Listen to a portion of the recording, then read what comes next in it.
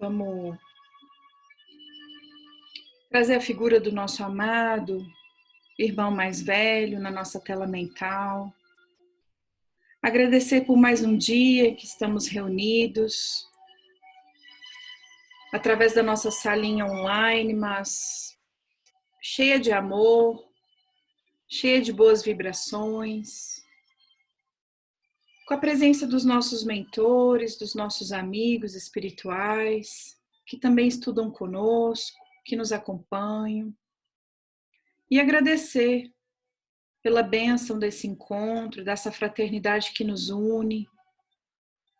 E pedir ao Mestre que os ensinamentos de hoje também possam tocar os nossos corações, possam nos auxiliar, trazer entendimento, acerenar os nossos sentimentos, se por algum motivo estiverem um pouco exaltados, para que sempre possamos voltar o nosso olhar para o bem, para o bom, para o positivo,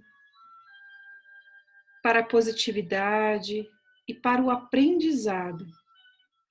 O aprendizado dessa hora em que todos nós estamos passando, de olhar para dentro, compreender com humildade as nossas limitações, as nossas fraquezas, para que possamos, no Teu Evangelho, Senhor, nos Teus ensinamentos, com o esclarecimento da doutrina espírita, dos amigos espirituais, progredir nessa nossa caminhada. Vamos dar início então ao estudo de hoje. E que assim seja, graças a Deus. Então assim, gente, bom, eu vou compartilhar minha tela aqui com vocês. Deixa eu fechar isso daqui. Não preciso disso aqui não. A gente vai estudar hoje. Vocês estão conseguindo ver a tela? Estão vendo a tela aqui direitinho? Vocês? Alguém me dá um feedback? Eu tô vendo. Sim, estou vendo. Tá, maravilha. Então, nós vamos estudar hoje o capítulo 3 do Evangelho segundo do Livro dos Espíritos, desculpa. E nós vamos falar sobre da volta do espírito, né, extinta a vida corpórea, à vida espiritual. É um capítulo até curto, né, comparado com o livro dos Espíritos, né? E aqui a gente vai estudar um pouquinho o que os amigos espirituais nos ensinam, né, com relação a essas experiências, né? Então a gente vai falar sobre a alma após a morte, né? O que acontece, né, com a nossa alma depois que a gente morre, né, depois do desencarne, o processo de separação da alma do corpo, né? E também vamos abordar a parte da perturbação espiritual que a gente passa na hora do desencarne. E a gente vai dar início agora aos estudos. Estou tentando minimizar aqui essa câmerazinha, mas vamos ver se dá certo. Acho que deu. Bom, quando a gente fala de retorno, né, ao mundo espiritual, eu adoro essas imagens que eles colocam. Assim, acho que eles são muito criativos nesse aspecto, né? A gente fala sobre o desencarne, né, a morte. E essa palavra morte, ela para muitas pessoas, ela causa medo, né? A maioria de nós encarnados, a gente ainda não consegue ter a percepção clara de que, na verdade, nós estamos vivendo uma experiência material, né? Que aqui, vamos assim dizer, não é a nossa morada eterna, né? Então, quando o corpo morre, né, a alma vai retornar ao mundo dos espíritos, de onde ela se afastou temporariamente. Então, nós encarnamos para viver experiências que precisamos viver, mas a nossa morada é no plano espiritual, certo?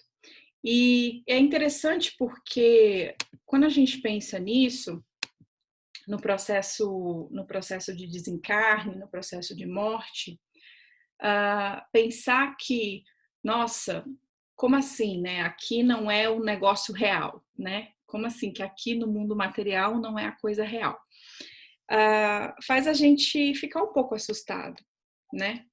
E aí eu queria compartilhar com vocês, antes de entrar nessa parte aqui, porque não sei porque eu não consigo fazer isso com o meu mouse, mas antes de entrar nessa parte, falando do desencarne, né? Do retorno, eu estava estudando e aí eu vi não sei se vocês já leram, não sei se você conhece também, Luiz, você que lê bastante livro, um livro que chama A Crise da Morte. Você já leu? Já ouviu falar dele? Não? Não li. Esse livro, ele é um livro de um cientista, tá? De um pesquisador, e ele fez uma compilação de vários casos. O nome dele é Ernesto Bozano, onde ele compilou várias histórias de vários espíritos que descreveram o processo da desencarnação, das experiências que eles sentiam nesse processo, que é exatamente o que se trata esse capítulo, né? Da parte da perturbação, o que acontece com o espírito, quando o espírito realmente desencarna, separa do corpo material, o que ele sente, o que ele vê, como que é esse processo. Então, são vários casos que ele relata lá. E tem um deles, que acho que é o caso número 6, que é bem interessante, que é muito parecido também com o que a gente observa naquele livro Voltei, né? Que ele relata o processo, né, do desencarne dele com detalhes. Então, assim, se vocês depois quiserem, eu compartilho com vocês o PDF no grupo, lá na lista, porque são livros curtos, mas que vale super a pena ler, para entender um pouco melhor essa questão do processo, né, da desencarnação, porque muitos de nós a gente tem um pouco de receio, medo, às vezes pelo desconhecido, por não saber o que vai acontecer. O espírito sofre, o espírito não sofre. Então, são várias questões que os espíritos explicam neste capítulo aqui do Livro dos Espíritos, tá?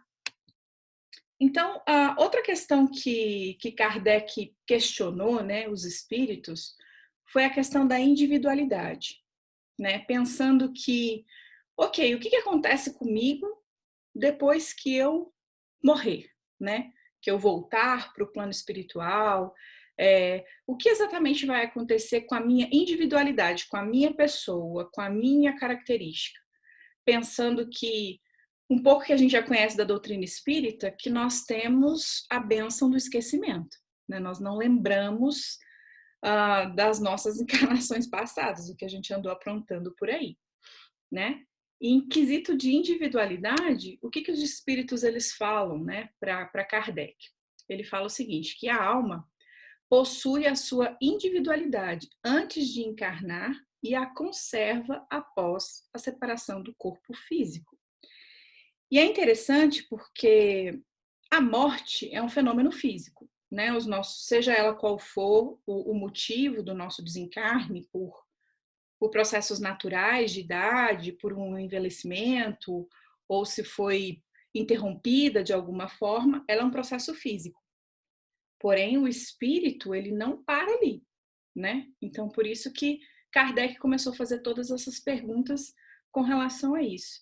E uma das questões que eu achei muito interessante que os espíritos falam é exatamente sobre a individualidade.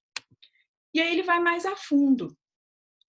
Ele diz o seguinte, que quando a gente perde, né, o processo de separação da alma do corpo, lembrando aqui que a alma, né, é o espírito quando ele está encarnado no corpo, né? E a gente fala o termo espírito quando ele está fora da matéria, quando ele está sem a presença do invólucro carnal, né, material.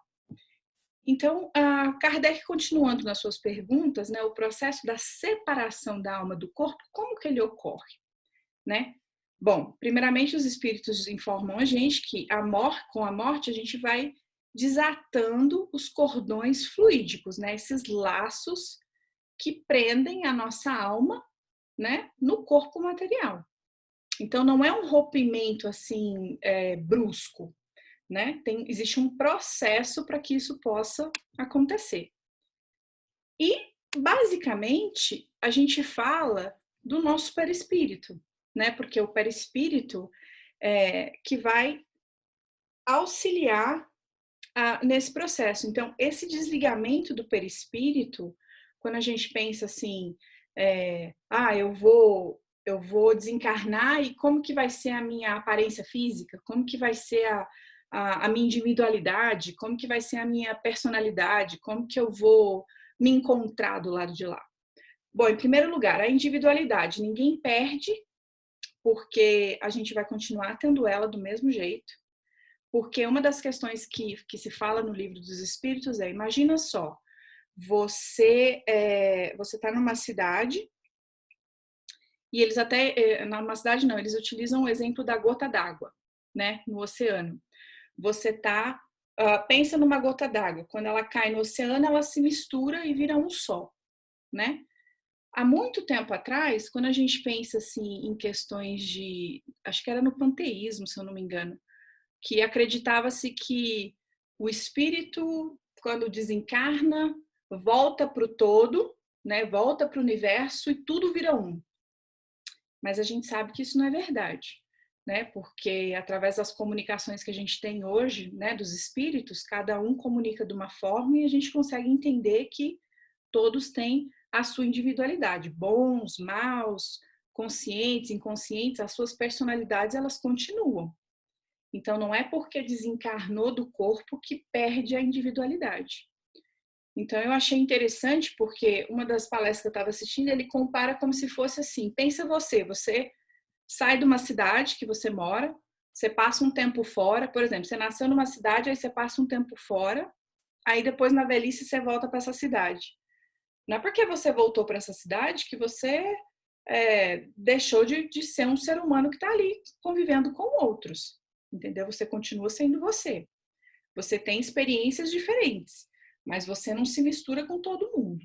Então, não é porque a gente sai do corpo, volta para o corpo, que a gente perde as nossas individualidades. Muito pelo contrário, a gente começa a carregar as nossas experiências, né? E o desligamento do perispírito, ele varia muito, né? Porque vai depender de alguns fatores. Então, assim, a principal delas se diz respeito à nossa afinidade com a matéria. Então, o processo do desligamento, o espírito sofre mais, né? É mais difícil para ele se ele é muito apegado à matéria. Agora, se ele é um espírito que ele já está mais, vamos dizer, consciente, mais elevado, ele não sofre tanto esse desligamento. E a gente tem inúmeros relatos sobre isso, né? Um deles é o próprio desencarne de Dimas, que eu até separei aqui para vocês um videozinho que eu quero mostrar de 5 minutinhos. Depois tem um vídeo maior completo, que acho que é 11, 12 minutos no YouTube. Depois eu disponibilizo para vocês, se vocês quiserem assistir. Eu não quis colocar ele todo para não tomar muito tempo, mas ele mostra bastante, é bem interessante, e é justamente uma parte do livro, que acho que é o livro de André Luiz, Obreiros da Vida Eterna. Esse livro ele explica, André Luiz explica com detalhes assim o processo do desencarne, como que acontece tudo, o tempo, o processo e as variações que ocorrem, tá? E aí, o que os espíritos falam para Kardec? Que o desencarne, a separação, né, da alma do corpo, ela pode ser lenta, demorando aí dias, semanas, meses. Então, quer dizer que não é de uma hora para outra, tá? A pessoa morreu, o corpo físico parou de funcionar, os órgãos não funcionam mais, e aí o espírito sai livre. Não, existe um processo. E uma das coisas que eu achei muito interessante nessa obra de André Luiz, Obreiros da Vida Eterna, por exemplo, que eu não sabia, e depois lendo esse livro voltei, ele relata a mesma coisa, e depois esse caso dessa senhora aqui, que é o caso 6 desse livro Crise da Morte, ela também relata a mesma coisa, é o seguinte, que ele demorou, por exemplo, alguns dias para ter o desligamento completo. E quando esse desligamento, ele não foi assim meses, né? Foi assim, alguns dias, vamos dizer aí uma média de 3 dias.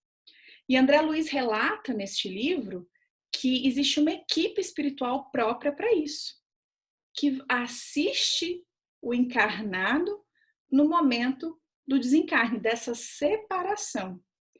E eu acredito que aí varia de caso para caso, claro, mas uma coisa que me tocou muito, que eu achei muito interessante, é que, inclusive, depois numa outra obra dele, que eu não me lembro qual era, eles estavam também assistindo uma pessoa que estava num processo de transição de desencarne, quase para desencarnar, e André Luiz pergunta para o instrutor, né? Eu não me lembro agora o caso, falou assim, mas a gente não pode ajudar ele a desligar e auxiliá-lo nesse processo? E aí o mentor fala, não, porque existe uma equipe espiritual que é própria para isso, que vem auxiliar esse espírito, essa alma nesse momento. Né? E aí essa questão de divergência de dias, semanas, meses, vai muito da nossa conduta moral. Então, lembra lá atrás ele falou, se a gente é muito apegado à matéria, se a gente vive uma vida que preza os vícios, se a gente está muito apegado no materialismo, com certeza esse desprendimento vai demorar muito mais do que os outros. E uma coisa interessante é que ele fala que ele pode ser instantâneo, se o espírito tiver uma moral muito elevada, então ele consegue esse desprendimento muito mais fácil. Se ele estuda, se ele entende sobre a vida espiritual, se ele entende o que ele vai encontrar do lado de lá quando ele desencarna, ele consegue fazer esse processo com muito mais facilidade, tá? E aí a gente entra na parte da perturbação espiritual, e essa imagem aqui é do livro de André Luiz, né? Quando o espírito está num processo para desencarnou, né? Está em processo de separar do corpo e tudo, ele entra numa espécie de perturbação. E aqui eles falam que é exatamente a sensação assim, que como se você tivesse anestesiado. E aí você está acordando de uma anestesia e aí você fica assim, onde que eu tô? Quem que eu sou? Né? Você fica perdido. Então ele fica nesse estado de perturbação. Só que esse estado de perturbação, o tanto que ele vai durar, vai também depender da evolução moral de cada espírito. E aí, essa perturbação, normalmente, ela vai ocorrer. Neste caso aqui, dessa senhora, que ela relata este fato, ela fala que momentos antes dela, quando ela percebeu que ela ia começar a desencarnar, ela entrou num sono, num estado de sonolência bem profundo, num estado de paz, de tranquilidade, mas ela era uma espírita, ela estudava, ou seja, ela tinha uma moral mais elevada, ela tinha a parte intelectual dela mais desenvolvida, então ela entrou neste estado de sonolência, de tranquilidade, e aí quando ela acordou, que ela já estava despresa, né? Ela ficou um pouco perdida, assim, num estado de tipo, onde que eu tô, o que está acontecendo? E ela falou que durou muito pouco, não durou muito tempo, porque aí logo ela se deu conta e depois ela viu as pessoas e aí ela entendeu, logo a memória dela voltou. Então ela entendeu que ela havia desencarnado, né? E aí, é o que diz aqui, pode levar algumas horas, pode levar alguns meses e até anos, né? E uma coisa interessante é que, aqui o Luiz pode até me corrigir se eu estiver falando uma bobagem, tá, Luiz? Essa questão de você, por exemplo, em sessões, né, mediúnicas, quando os espíritos não sabem que estão desencarnados, ou então quando acontece algum processo brusco, por exemplo, de mortes, a gente vai falar aqui um pouquinho mais lá na frente, mas quando eles estão nesse estado de perturbação, por exemplo, acredito que espíritos suicidas, né? Eu penso que pessoas que cometeram algum delito, que não têm uma moral muito elevada, que estão muito apegados à matéria, eu acredito que esse estágio, ele se prolonga um pouco mais. Da pessoa realmente, por exemplo, se você não tem crença nenhuma, se você não acredita em algo depois da morte, se você não tem essa fé, acho que você fica um pouco mais perturbado. Acho que demora muito mais tempo. Pelo menos foi isso que eu entendi. Né, Luiz? Você me corrige se eu estou falando besteira? Você tem toda a razão. Nós que estudamos, nós que buscamos esse conhecimento, dizendo o espírita de uma maneira geral, que tem o interesse de aprender, né, de forma realmente acertada e não pela curiosidade, pelo fenômeno, tudo, ele tem uma vantagem muito grande. Ele passa por essa perturbação, mas pode ser muito curta, porque ele em seguida percebe o que está acontecendo. Primeiro que ele já está se preparando todo o tempo, ao longo da encarnação, está estudando, está sabendo o que está acontecendo. Agora, essa perturbação é interessante, que às vezes o espírito ele nem se dá conta que desencarnou. E ele fica vagando por aí. Nós tivemos agora o estudo na segunda-feira, né, Marileide? Que a gente falava justamente dessa... Não me enganei de nome, não, viu, Carol? É que a Marileide está aí, ela lembra, ela fez umas perguntas muito boas a respeito. Foi, exato. Então, a gente via que o fenômeno todo tem a ver com o perispírito, né? E ele é tão, assim, digamos assim, sólido para o espírito, que ele não acha que desencarnou. Ele está se vendo vivo, ele se apalpa, ele pode apalpar o teu espírito. Então, e para ele é muito confuso, né? Essa falta de conhecimento realmente leva a uma confusão total. Mas é isso mesmo. Se a gente tem o conhecimento, abrevia muito esse estágio aí de onde é que eu estou, o que eu estou fazendo aqui e tal. Então, essa senhora, ela estava bem preparada para... A moral também é um instrumento perfeito para ajudar no desligamento, né? Sim. O conhecimento sem a moral.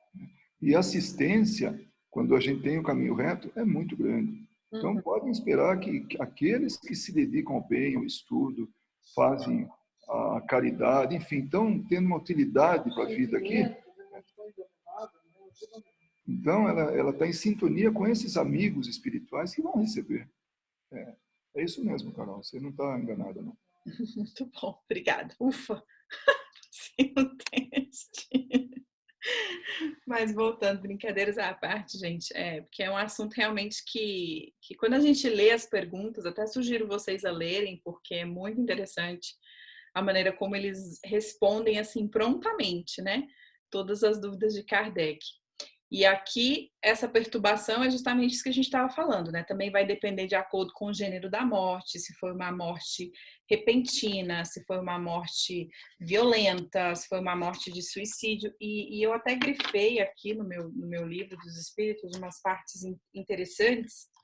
A primeira delas é que me surpreendeu muito foi quando ele está falando exatamente, né, da separação da alma e do corpo. E aí Kardec pergunta, né? A separação da alma e do corpo é dolorosa?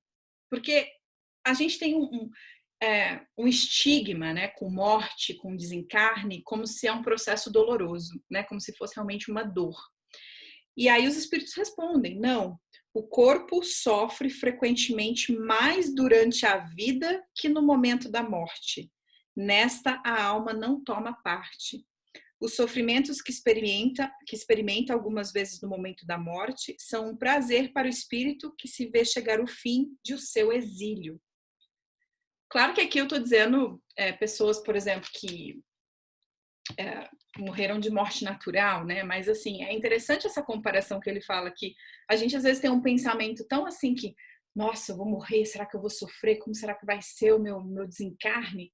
Né? E na verdade, realmente a gente sofre muito mais com as nossas vicissitudes aqui, com as nossas provas, com as próprias dores que a gente causa pelo nosso egoísmo, vaidade, do que pelo processo natural de desencarne.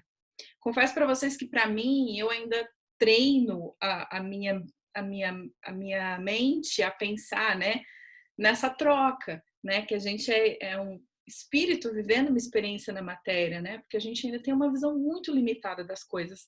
Mas quanto mais a gente estuda, mais a gente clareia a nossa mente, os nossos o nosso conhecimento, ele amplia, ele traz realmente uma lupa e você começa a enxergar coisas em você que você precisa realmente melhorar, evoluir, consertar.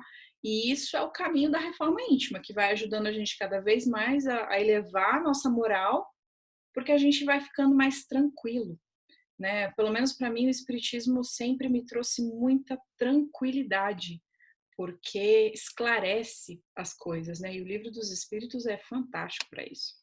E uma outra coisa que ele fala aqui também, que eu grifei, é dessa questão da perturbação espiritual, né? Ele fala aqui, ó, que a duração da perturbação que se segue à morte do corpo, ela varia muito. E ela apresenta circunstâncias muito particulares segundo cada um dos indivíduos, sobretudo de acordo com o gênero de morte, né? Aí mais para frente ele vai falar. E aí ele explica direitinho, né? E aqui, com relação a um homem de bem, uma pessoa que, né, tá caminhando para uma reforma íntima, que quer melhorar, que pratica caridade, que estuda, que faz a sua reforma, que tenta vencer a si mesmo as más tendências, que está atento, que está realmente se esforçando. Essa perturbação, ela realmente ela não é penosa, tá? O espírito não sofre. Ele fica calmo, como essa senhora falou, né? Não, a gente entra num estado de sonolência, você realmente dorme, né? Você entende que o processo, a hora vai chegar e de repente você se vê dormindo. E ela até relata no capítulo que ela fala que, tipo assim, ela encontrou um estado de paz em espírito que ela não encontrava há muito tempo, que ela não via há muito tempo, não sentia há muito tempo. Então, realmente, explica o que os espíritos estavam falando aqui.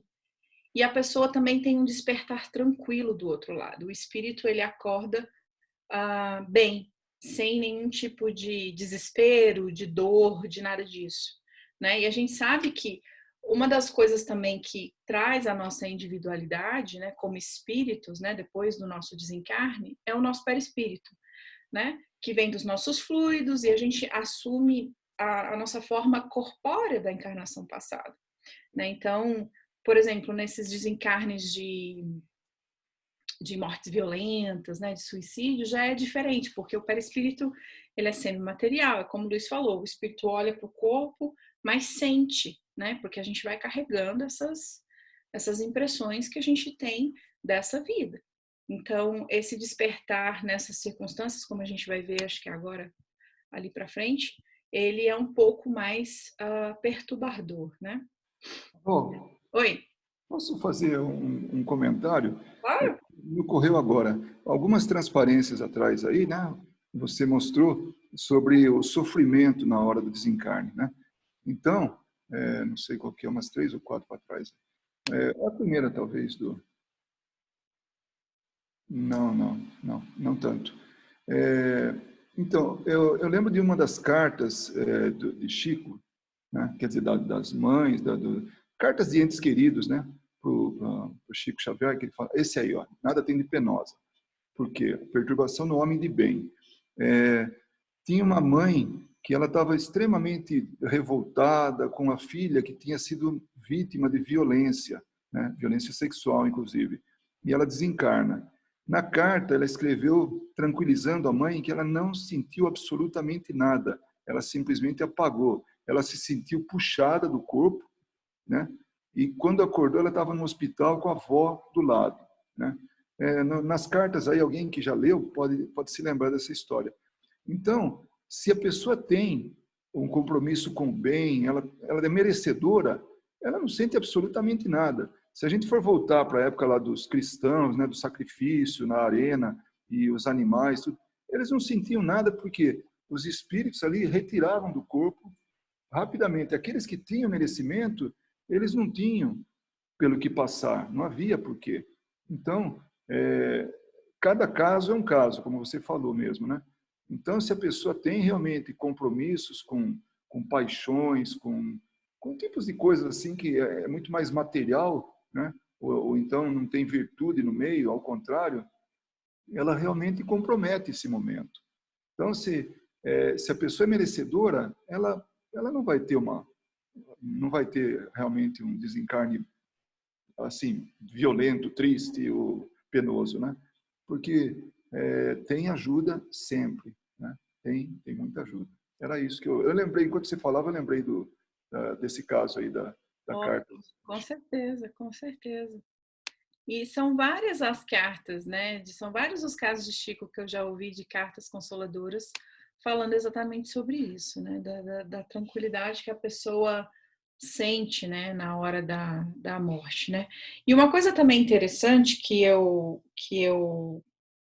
já e que eu relaciono com isso também, dependendo da moral, né, da pessoa. Às vezes a gente tem uma pessoa, por exemplo, que está passando por uma doença terminal, né?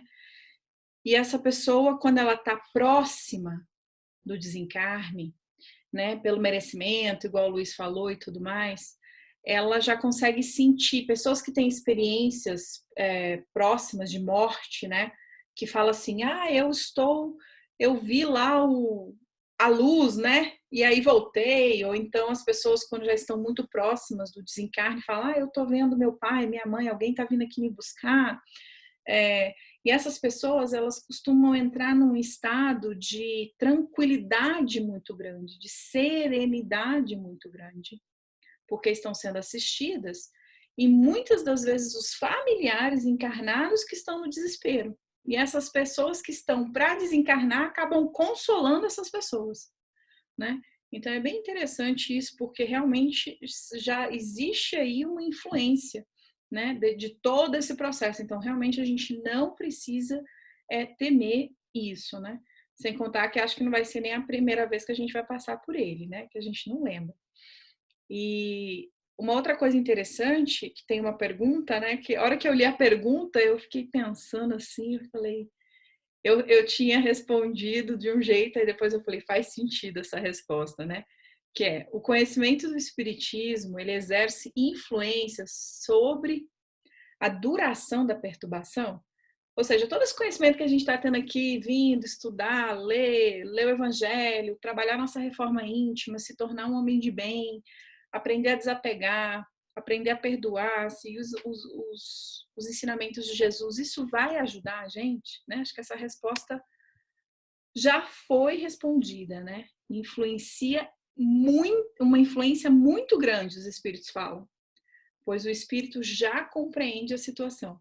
E um fato interessante também que essa senhora conta nesse livro, por exemplo, é que ela fala que quando ela acordou, que ela saiu desse estado de perturbação, que ela ainda estava no estado de perturbação, minto, ela escutava as pessoas falando dela na terceira pessoa, no quarto do lado. E aí ela ficava assim, gente, mas estão falando de mim na terceira pessoa como se eu já tivesse morrido?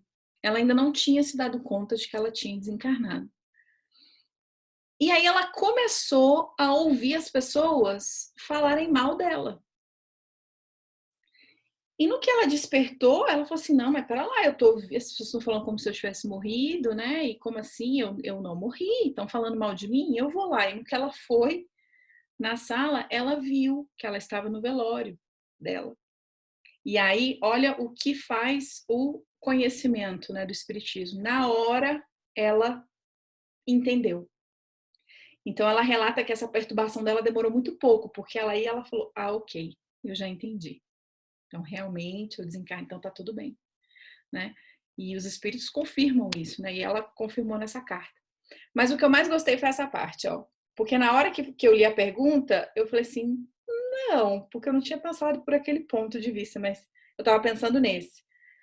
Porque a prática do bem e a consciência pura são o que maior influência exercem. Por quê? De nada adianta a gente conhecer o espiritismo só na teoria e não praticar. Porque aqui entra também aquela questão, quantos ateus são mais espíritas do que eu? Quantos ateus fazem mais caridade do que eu? Quantas pessoas que não têm nenhuma denominação religiosa são seres humanos melhores do que eu? Então, cabe a mim, eu estou tendo todo esse conhecimento, eu tenho toda esta bagagem, eu aplico isso na minha vida todos os dias? a reforma íntima, ela é, assim, imprescindível para todos nós, em questão de elevação moral, em questão de se conhecer. Conhece-te a ti mesmo. Jesus já dizia isso. Precisamos olhar para dentro, porque aqui, como todos os ensinamentos da doutrina, né? Precisamos olhar para dentro, porque senão a gente não consegue nos livrar de sentimentos, de apegos, de coisas materiais. Por quê? O nosso corpo, ele é material. Nós vivemos várias experiências aqui de provas, de tentações, vamos assim dizer, né? Que temos que lidar, que temos que nos reinventar todo momento. Então, se a gente não consegue, às vezes, e quando eu digo apego, né, a matéria, não é só apego a dinheiro, né, mas também apego a ressentimento, apego à raiva, apego à mágoa, apego a pessoas, né, a inveja. Então, todos esses tipos de sentimentos e emoções só atrasam o nosso progresso. Então, o que é que nos segura? Porque se está puxando a gente para trás, esses sentimentos, eu sempre imagino eles como se fosse assim uma corda preta com aquelas bolas bem grandes assim que está me puxando para o fundo do mar. Que eu estou presa nela, uma âncora. Porque se te causa sofrimento, te puxa para trás, o nosso caminho é evoluir. Se você não desapega dessas correntes, você não caminha para frente. E aí isso vai te prejudicar de várias formas, né? E aí eles finalizam... Oi? Posso fazer um comentário aqui? Claro. Você falando sobre, né, isso daí, né, que é a parte que mais chama atenção, né, a gente ter o conhecimento, não só conhecimento teórico, mas aplicá-lo, né? E aí voltando nas obras de André Luiz, que eu me recordo, pelo menos nas 3 ou 4 obras que eu me recordo deles, quando ele relata certos desencarnes, são de pessoas que têm cunhos religiosos, mas não têm noção nenhuma do espiritismo, e os que obtêm êxito no processo de desencarne são realmente aquelas pessoas que têm a moral elevada, que trabalharam pelo bem, que trabalharam, né, tanto para a sua reforma íntima, quanto, né, para a ajuda no próximo. E é bem interessante essa parte aí do Livro dos Espíritos, que os espíritos são muito bem claros nisso, né? A compreensão na hora do desencarne é importante, mas quantos espíritos compreendem e ficam com medo? Se apavoram, não aceitam, porque acham que não é a hora, e aí eles se colocam numa posição, né, obscura, onde que muitos terminam em situações dolorosas. E às vezes, né, às vezes não, na verdade, quando não se tem, né, os dois trabalhos juntos, às vezes o trabalho só da moral é mais importante do que do conhecimento, né, sozinho. Então é bem interessante quando o André Luiz, né, eu acho que foi Obreiros também da Vida Eterna. É que fala só sobre isso, desencarne. Exato, que ele vai em 4, 5 pessoas que ele está vendo o processo de desencarne, a maioria deles não tem conhecimento espírita, e os que têm êxito são os que, né, compreendem o momento, sentem uma paz, e porque trabalharam por bem. É bem interessante essa parte aí que você falou. E outra coisa interessante também é a gente pensar que a nossa consciência é o nosso maior juiz. Né? Então, nesse quesito de reforma, nesse quesito de, olha, eu vou me tornar uma pessoa de bem, eu vou melhorar, eu vou fazer o que é certo, porque quando a gente passa o espírito passa por um processo de perturbação muito grande, né, de acordo com os espíritos, é porque tem a consciência carregada de que não fez o bem que deveria ter feito, rancor, mágoa, às vezes não foram nem crimes, um crime que te levaria à cadeia, por exemplo, né, matar, roubar, nem nada disso, mas esses crimes de pensamentos, de vibrações, de sentimentos que te prejudicou a vida inteira.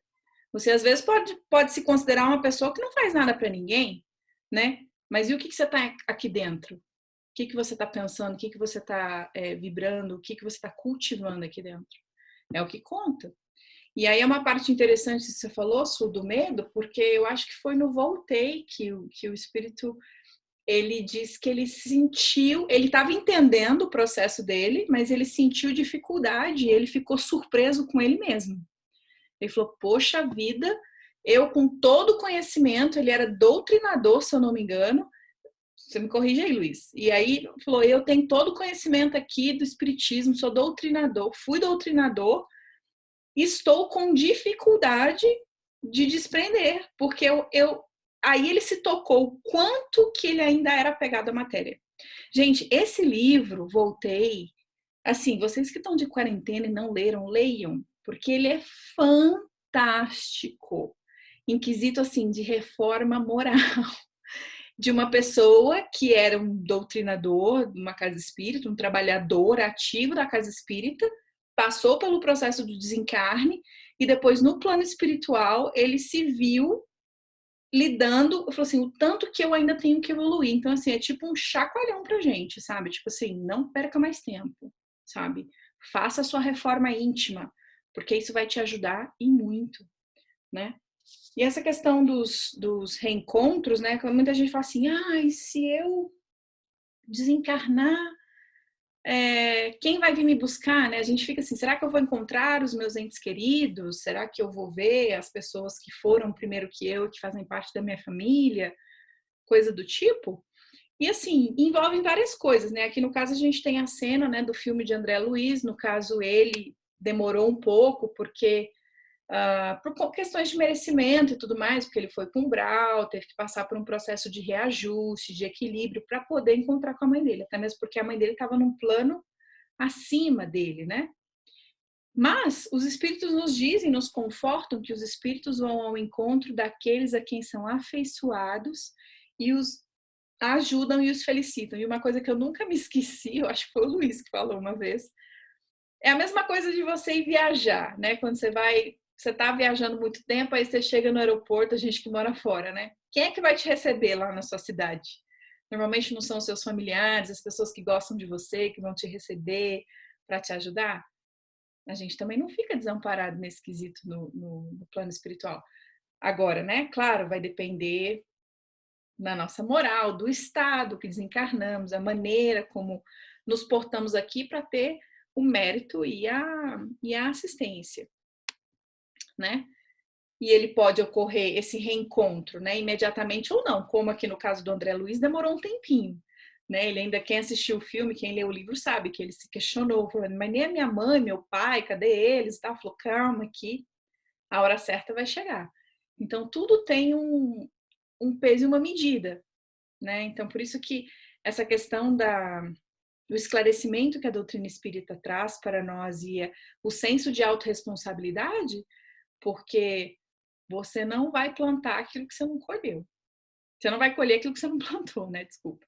Então, é literalmente assim, olhar para a nossa vida de agora, entender que estamos nesse processo evolutivo, o que estamos fazendo todos os dias, agora mais do que nunca nesse período em que levamos aí esse chacoalhão todo, como que estamos lidando com isso, né? O padrão vibratório e tudo mais, porque as coisas continuam. Por mais que a gente não tenha o entendimento, por mais que a gente não consiga entender, o processo está em movimento aqui ao nosso redor, né? A gente não parou no tempo. Não é porque estamos em casa, não é porque estamos sem trabalhar que a gente vai ficar ocioso ou que a gente vai ficar alimentando coisas ruins e vamos retroceder. O convite é sempre para caminhar, o convite é sempre para ir para frente. Então, assim, gente, olha, a gente não tem desculpa para não se instruir com relação ao espiritismo mais. Até mesmo porque palestras no YouTube tem de monte, né? Livros nem se fala, inclusive gratuitos PDF. Audiobook também tem. Então, nunca tivemos tanta informação. Então, da gente falar que não sabíamos ou que não estamos fazendo a nossa parte, é porque aí falta um pouco da nossa vontade, mas ainda a boa vontade de separar um tempo para ler um livro espírita, para fazer um estudo, para participar. A gente está aqui fazendo encontros online, né? Então, assim, não é que estamos com as nossas agendas aí cheias de compromissos lá fora, que não podemos parar uma vez por semana que seja para estudar, para estar presente, para ir para um grupo, para uma palestra. Se não é aqui, tem vários centros espíritas fazendo live, vários palestrantes.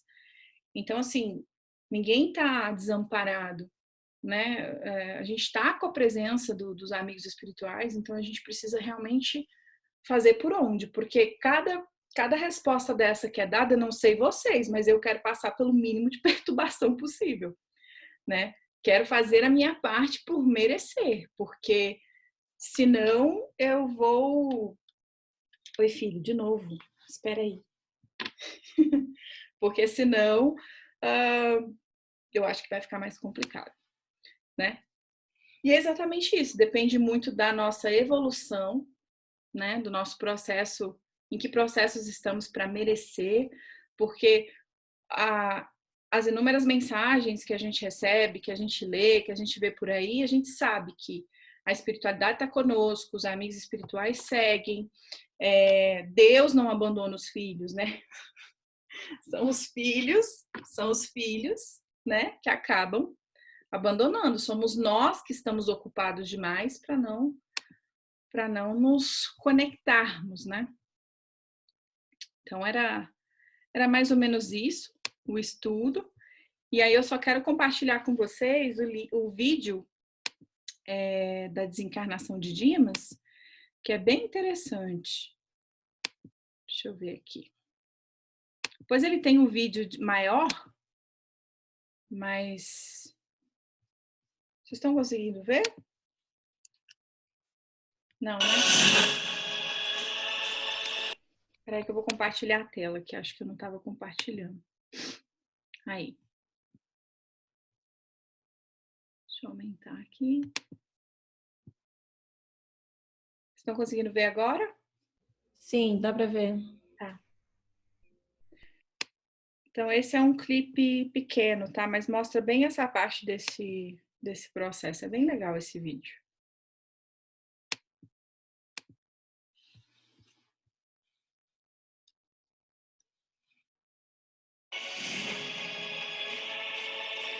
Meu filho. Dimas, experimentando indefinível bem-estar no regaço materno, parecia esquecer agora todas as mágoas, sentindo-se amparado, quase feliz. Ordenou Jerônimo que me conservasse vigilante, de mãos coladas à fronte do enfermo, passando logo após ao serviço complexo e silencioso de magnetização. Havíamos iniciado o desligamento.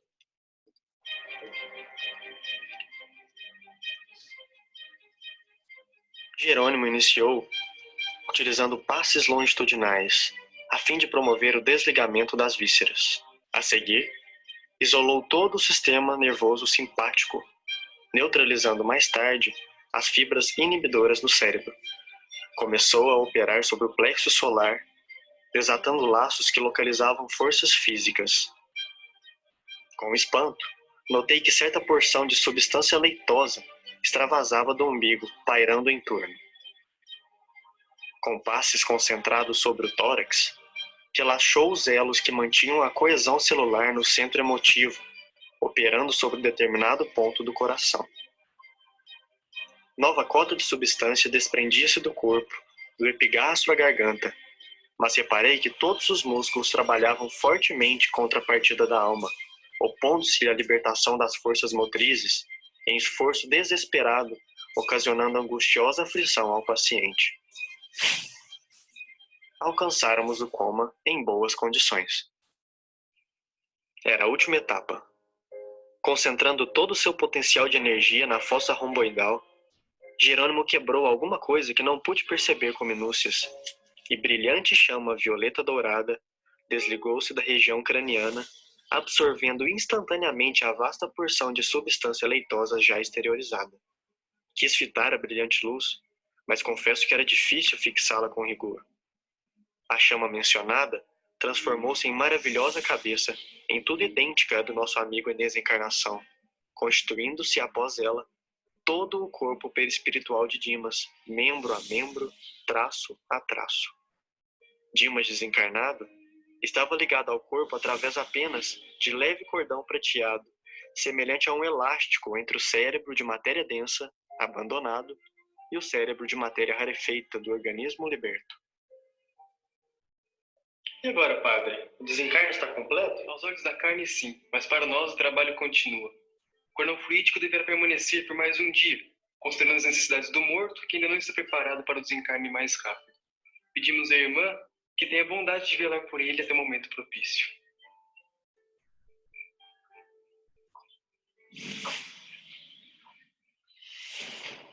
Devido aos méritos adquiridos, foi permitido que Dimas tivesse defesas pessoais, mas a residência conservava-se à mercê da visitação de qualquer classe. As câmaras mortuárias não devem ser pontos de referência à vida social, mas recintos consagrados à oração e ao silêncio.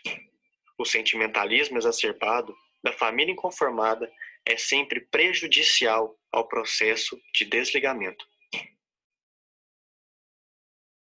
No dia seguinte, retornamos ao recinto doméstico onde cortaríamos o fio derradeiro que o ligava aos despojos. Estávamos a postos 2 horas antes de organizar-se o cortejo fúnebre. Reparei que o médium liberto tinha agora o corpo perispiritual mais aperfeiçoado, mais concreto. Jerônimo examinou-o, auscultou-o como clínico experimentado. Em seguida, cortou o liame final. Dimas livre, Dimas espírito, despertava.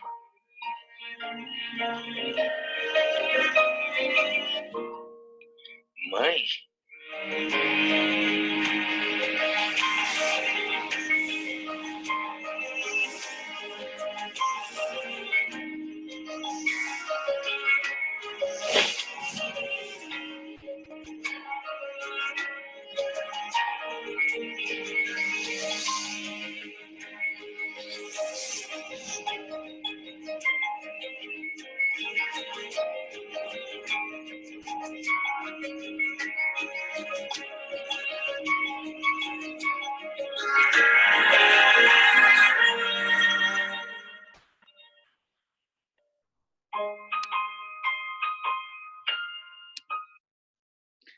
E depois eu compartilho com vocês o link maior lá no grupo.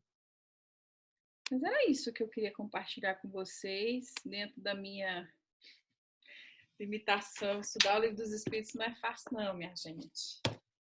Mas alguém tem alguma observação? Alguém quer falar alguma coisa? Alguém tem alguma pergunta? Se eu conseguir responder, senão eu peço ajuda dos universitários.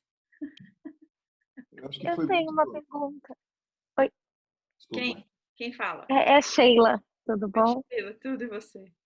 Tudo bem. A minha pergunta é em relação à cremação. Desculpa, a cachorrinha tá chorando. Se eu li em alguns lugares que não é recomendado para o desencarne a cremação. Eu queria ouvir um pouquinho mais sobre isso.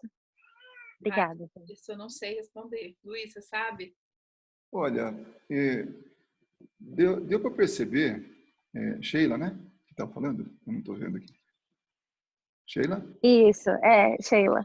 Viu, Sheila? Deu para perceber, através da explanação aí da Carol, que meio que assim, cada caso é um caso, né? Então, não dá para dizer o que é melhor para o espírito, depende muito. Em seguida, a esses, né, mais para frente no Livro dos Espíritos, na questão, na verdade, 257. Não é que eu tenho tudo de cabeça, que a gente estudou justamente, né, ontem. Então, está muito fresco. Allan Kardec cita caso de suicidas que estão extremamente ligados ao corpo. E eles percebem... Bom, antes de chegar nisso, você viu pelo vídeo o trabalho que dá desligar peça por peça? É como se tivesse um monte de fiozinhos que vai desligando, desligando, até que finalmente, depois, no dia seguinte, quando já está totalmente assim, liberado, né, o perispírito, que na verdade é o espírito, que é a alma mais o perispírito, então ele está do lado ali. Então é um processo lento. Quando a pessoa tem um processo drástico, um acidente, que ele, por exemplo, como o caso de suicidas, que eles atentam contra a vida, é muito brusco, tudo. Imagina a quantidade de energia, imagina como é sofrido, como é dolorido, porque não foi desligado de maneira correta ou de maneira normal. Então, eles sofrem muito e ficam ligados ao corpo. a grande maioria, a grande parte fica ligado ainda ao corpo e sente o corpo, inclusive, entrar em processo de decomposição. Você imagina o sofrimento que é isso? Então, é um processo longo. Aí você fala, bom, é bom ser enterrado? Nesse caso, não, talvez seja ou não seja, mas ele vai estar de alguma maneira ligado ao corpo. Agora, quando a pessoa é consciente, ela simplesmente já não dá mais valor para o corpo. Não que seja assim algo, estou falando de uma forma muito simples, assim, mas não é. A questão material passa a estar em segundo plano. Porque se você for pensar bem, Sheila, tudo que a gente adquire de material é temporário, tudo, inclusive o corpo. Imagine você, como espírita, alguém que está estudando, está tendo consciência disso, e pensa assim, puxa vida, quantas vezes eu desencarnei, quantos corpos eu deixei para trás, corpos físicos, e eu continuo viva, eu estou aqui, né? Simplesmente trocando, não trocando de corpo, não é isso, mas tendo um corpo novo para nova experiência, quando ele é emprestado para você, porque tudo que é material é emprestado. Então, eu ouvi, né, li e tudo, que a incineração, a cremação, né, a incineração no passado, né, é um processo muito saudável, até para o meio ambiente.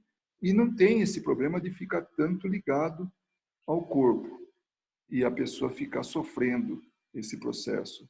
Então,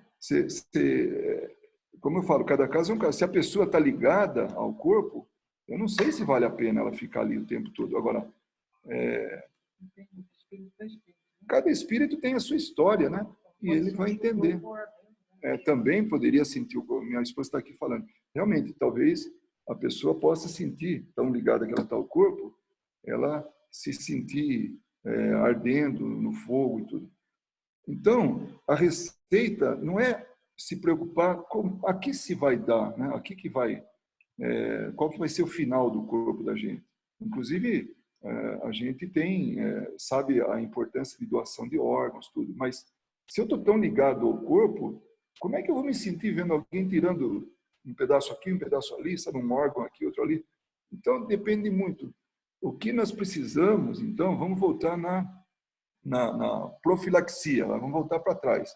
Vamos nos preparar para que isso não seja um problema, para que a gente, não importa como que a gente vai deixar o corpo aí, o que vão fazer dele, já serviu o propósito dele. Então, tudo que é material é temporário, é um empréstimo, e nós temos que entender isso. Se a gente tiver essa concepção, essa percepção, vai estar bem. Então, aí não vai importar. Ao Cuco. Obrigada. Não, a minha questão era mais em relação se, de alguma forma, interferiria no processo, né? Nem tanto pelo apego à matéria, mas só em relação ao processo. Mas obrigada por dividir o seu ponto de vista.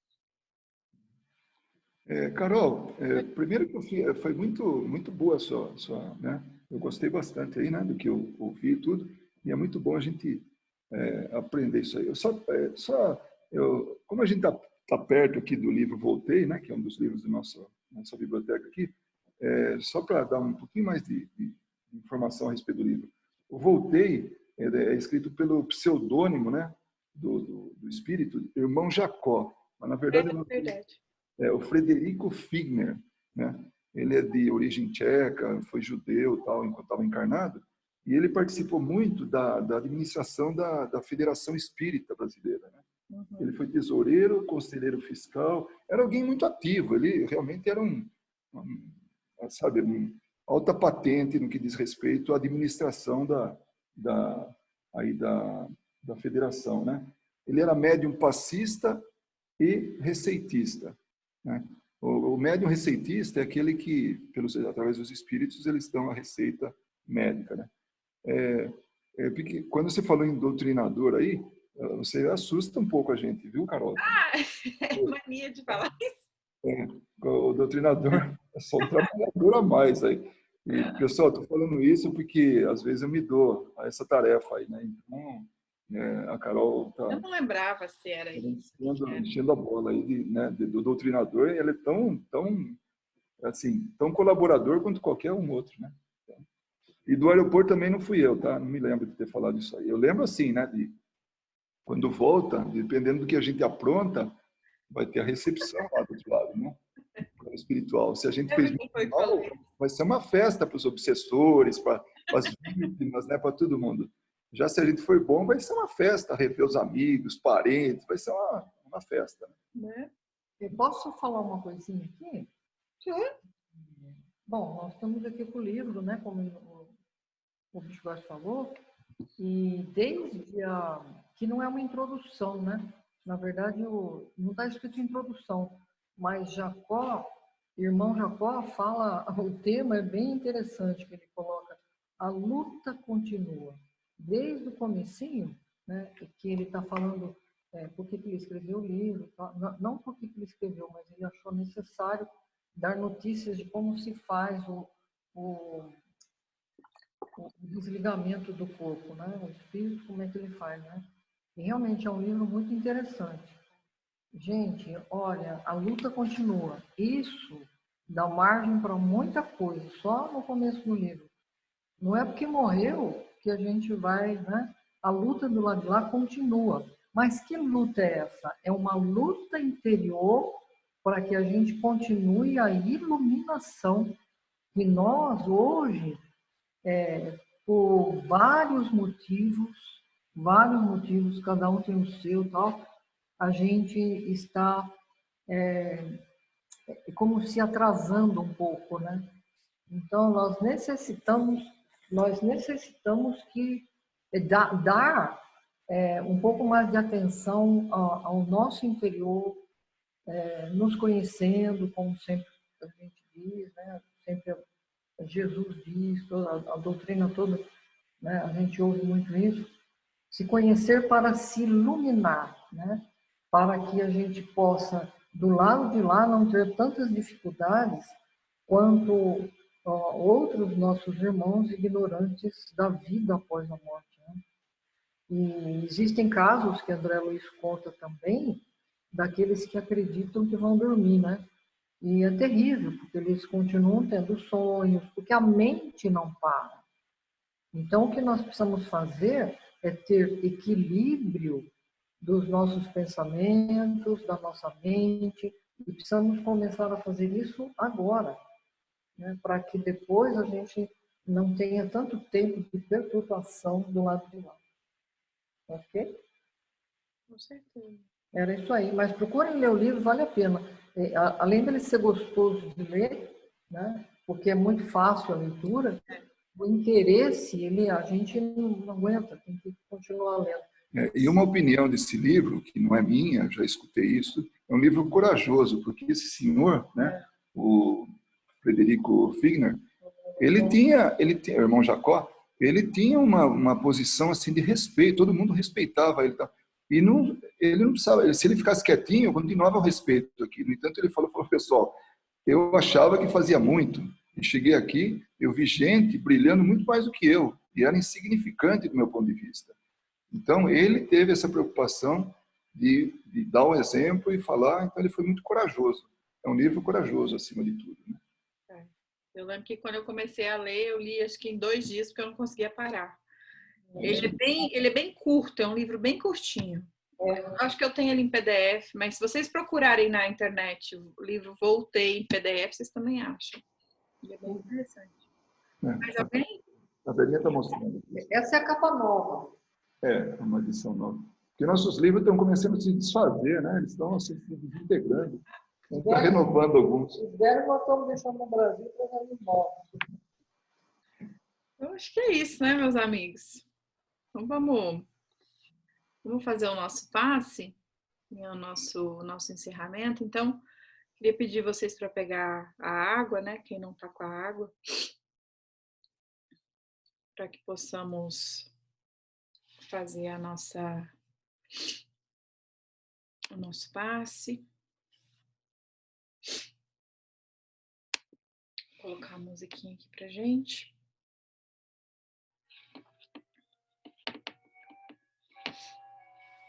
A gente levar o nosso pensamento, então, agradecendo ao nosso Mestre Jesus, aos nossos amigos espirituais,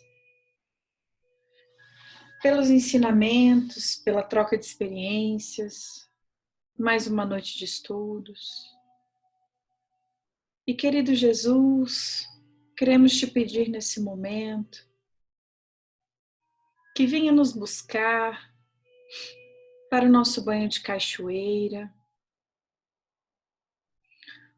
onde vamos nos banhar nessas águas refrescantes, para que possamos deixar ir com elas, fazer a nossa limpeza da alma, lavando os nossos pensamentos, o nosso coração dos maus sentimentos, tirando de nós preocupações excessivas, ansiedades, inseguranças, raiva, revolta, inveja. Querido Jesus, segure em nossas mãos nesse momento,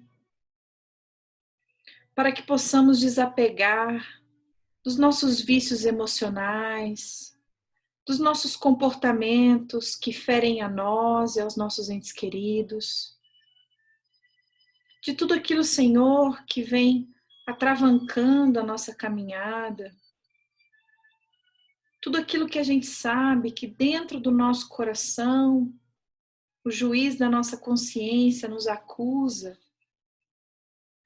mas que muitas vezes teimamos em segurar, mas que com teu auxílio, Jesus, o Senhor que sabe das nossas necessidades, das nossas dores,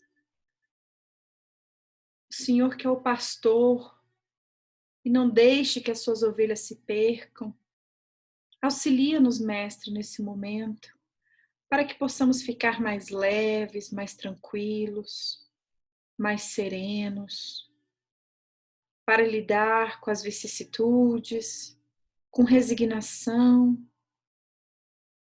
e fortalecidos na caminhada. Graças a Deus. E depois desse banho que nos lavou a alma, possamos elevar os nossos olhos para frente, caminhar confiantes pelo nosso campo verdejante, de mãos dadas com Jesus, sentindo essa calma, essa brisa suave, o magnetismo do Cristo que nos envolve o coração, trazendo paz, harmonia, tranquilidade, confiança, fortalecendo a nossa fé, renovando a nossa casa mental em bons pensamentos. E acima de tudo, Mestre querido, agradecemos por esse abraço caloroso, onde a tua luz, Jesus amigo, que emana do teu coração bondoso, nos envolve nesse instante, iluminando não só a nós, mas os nossos lares. Vem conosco, Senhor, caminhar por cada cômodo da nossa casa. Traz a tua paz, a tua luz, a tua harmonia para todos que aqui estão, para os nossos familiares, entes queridos, bichinhos de estimação. E também te pedimos, Senhor, que essa luz possa irradiar para os nossos vizinhos, no nosso bairro, que ela possa ser uma chama de luz acesa, levando a paz e a harmonia a todos que necessitam de Ti, Mestre. Agradecemos também, Senhor Jesus, pela nossa saúde, por todas as bênçãos que recebemos, pela amizade, pelo trabalho, pelo conhecimento da doutrina espírita. E te pedimos que leve a tua luz também, Jesus, àqueles que necessitam, que estão nos hospitais, aos trabalhadores dos hospitais, aos governantes, aos nossos familiares, onde quer que eles estejam, no Brasil, ao redor do mundo. Que a sua luz também possa chegar aos seus lares. E que possamos, Jesus, deixar brilhar a nossa luz com muita calma, com muita paz, para que possamos reverberar isso aonde quer que vamos, porque não estamos sós. Sê conosco, Senhor, hoje e sempre, até o nosso próximo reencontro. Que assim seja, graças a Deus.